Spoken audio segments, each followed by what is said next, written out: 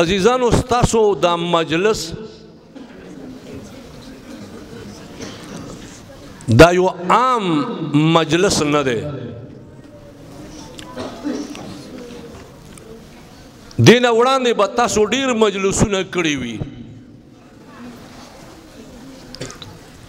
او ډیرې ناستې پاستې به مو کړې وي خو د هغې ناستو باندې به تاسو ته دومره اجر و ثواب نه وي میلاو شوی لکه نن تاسو ته الله تبارک وتعالی کوم اجر په دې محفل کې ناستي باندې به درکوي انشاءالله. دما عزیزانو د یوې بټۍ نه دوه خښتې راوچتې شي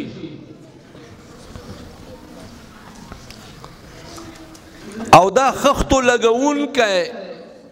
ګیلکار او مزدور یو وي خو یوه خښته دی ولګوي په باتروم کې او بله خښته دی ولګوي د الله په کور جومات کې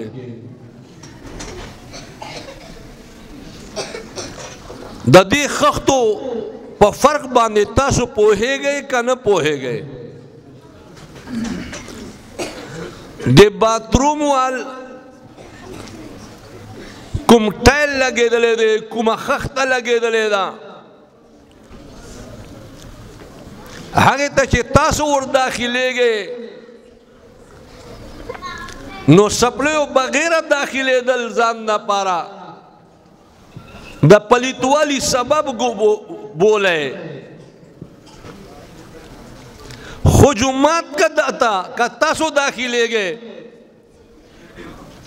نو سپلیو سره داخلېدا ځان دپاره دا د عذاب او د نقصان ذریعه بولئ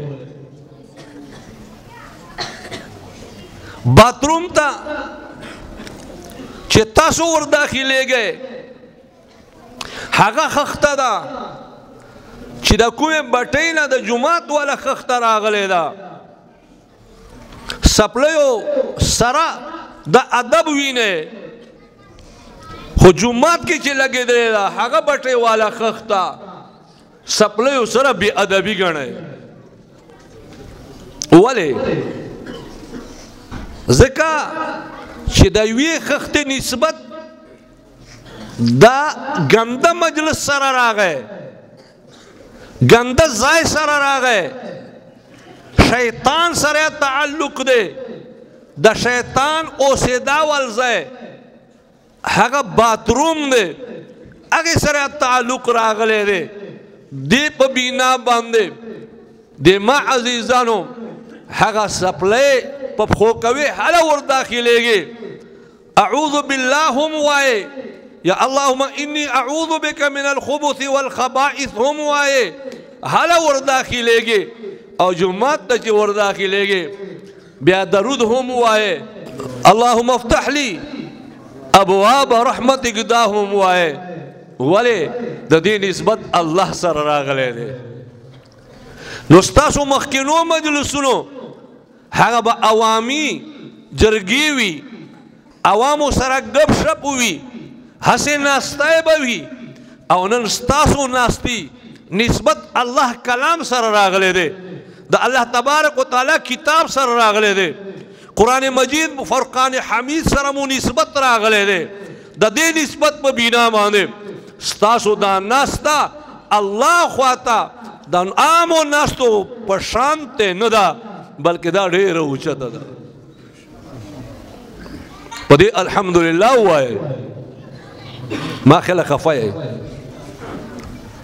په دې ناستې باندې ما خیاله خفه یې چا خو په زور خو نه یې کېنولي بیا الحمدلله ووایئ که نه ماشاءالله ماشاءالله